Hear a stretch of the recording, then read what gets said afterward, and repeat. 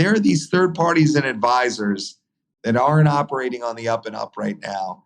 And I'd call them out to say, hey, if you're a law firm, if you're corporate consulting, if you're accounting, if you're tax accounting, and you're still operating in these places that have shown a distinct lack of care for humanity, it's time to rethink your position. Welcome to one of the most important podcast series I've ever been associated with. Never the Same: Business After the Ukraine War. In this 5-part podcast series, along with my co-host Brandon Daniels, we explore how currents which have been percolating since at least the onset of the pandemic in 2020 came to fruition in February of 2022 when Russia invaded.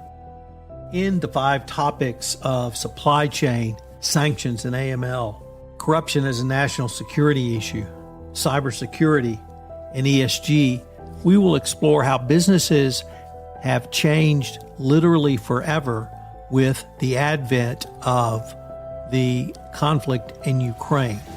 These strains did not come out of nowhere. They have been in business bubbling up over the past 2 to 3 years, perhaps even longer. But now, compliance officers, business executives, legal eagles, and the government needs to understand that business has changed forever. And we're going to explore that in this podcast series. Hello again, this is Tom Fox back with Brandon Daniels, CEO at Exiger, for our continuing 5-part series on how the world has changed. Today we're going to take up anti-corruption compliance as a national security issue. First of all, welcome back, Brandon. Thank you, Tom. It's good to speak with you again. Brandon, in December of 2021, the Biden administration released its strategy on combating corruption, and they made clear that the administration views corruption across the globe as a national security issue of the United States. This is beyond the $3 trillion the World Economic Forum estimates is lost to the global economy from bribery and corruption. This is now saying that corruption outside the United States is a national security issue of the United States. I recognize that this document largely spoke to the government's response to corruption and leading the fight against corruption, but it heightened the visibility of anti-bribery and anti-corruption legislation. I wanted to ask you, that document in the context of the Russian invasion, how do you see anti-corruption compliance now, particularly even in the private sector? Bribery and corruption are not lone wolf crimes. They're not by themselves. When they're happening, there's often other crimes that are linked to them. Antitrust issues, like bid rigging issues. There's often issues of national security concerns.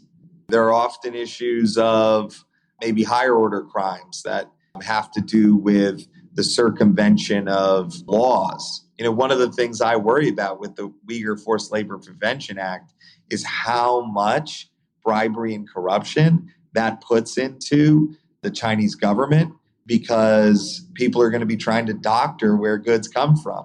I mean, if you remember back in the Wall Street Journal just reported on this in a story where they interviewed me back in 2008, 2009, when iron ore prices started to spike. There's a huge amount of corruption concern in those Chinese ports that were the main hubs off of Australia, right?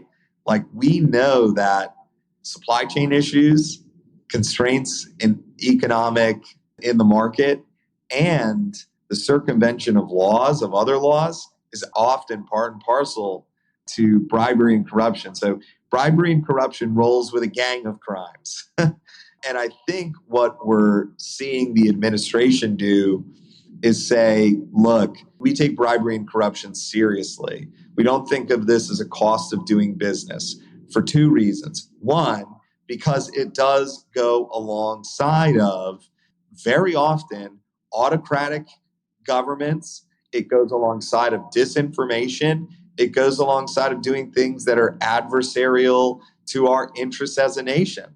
So it is inherently a scourge.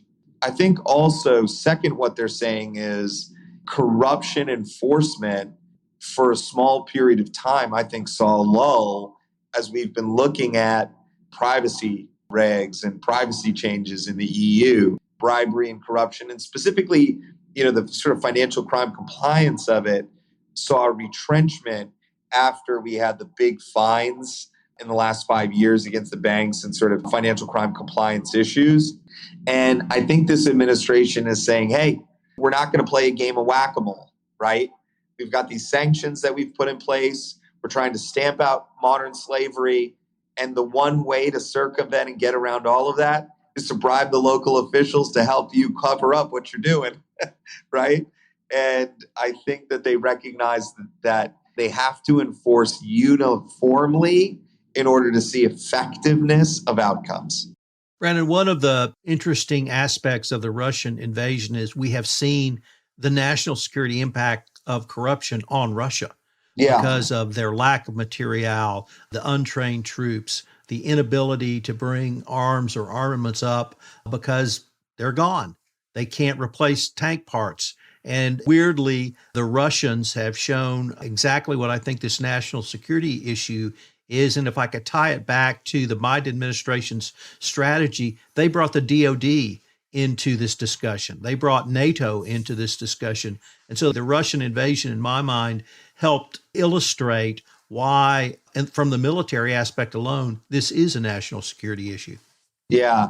After the fall of the Berlin Wall, the same sort of international investment that went into restoring and really providing some sort of recourse to the Jewish people that had been through such horrific atrocities, the rebuild of Germany and of Europe didn't really happen in Russia, right? It wasn't the same thing. And so as you careened into the 80s and saw the fall of the Berlin Wall, as you saw the end of the USSR, you didn't replace brutal communists with brand new capitalists.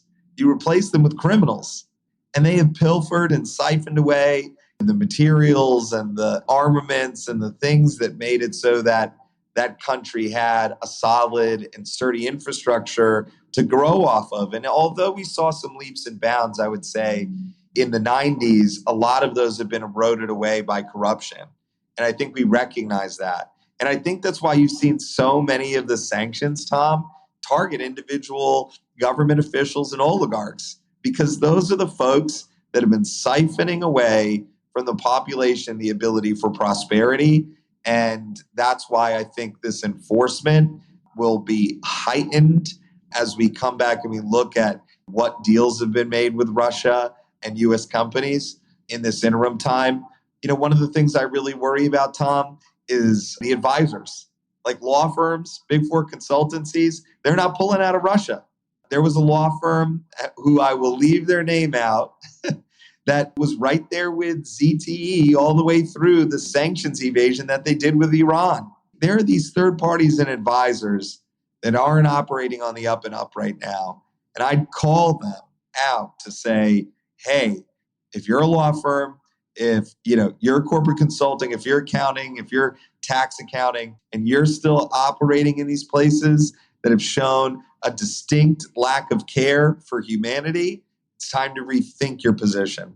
Brennan, I can't think of a better way to end this episode. I hope our listeners will join us again for our next episode where we take up the topic of cybersecurity. I look forward to continuing this conversation.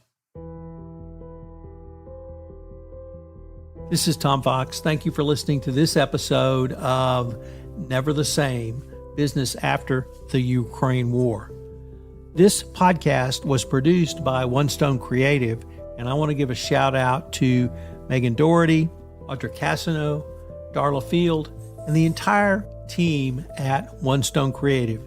If you are interested in podcasting and need some help, or you want to have a turnkey solution, my suggestion is you would contact One Stone Creative. We're going to link to them in the show notes. On a very personal note, I hope this podcast series will get you to think and be curious and look at all of the issues we have explored in this podcast series. I really believe we have had a true watershed moment, and I think Those who don't understand that will be left in the dust of 2022. This is Tom Fox. Thank you again for listening. Never the Same, Business After the Ukraine War is a part of the Compliance Podcast Network.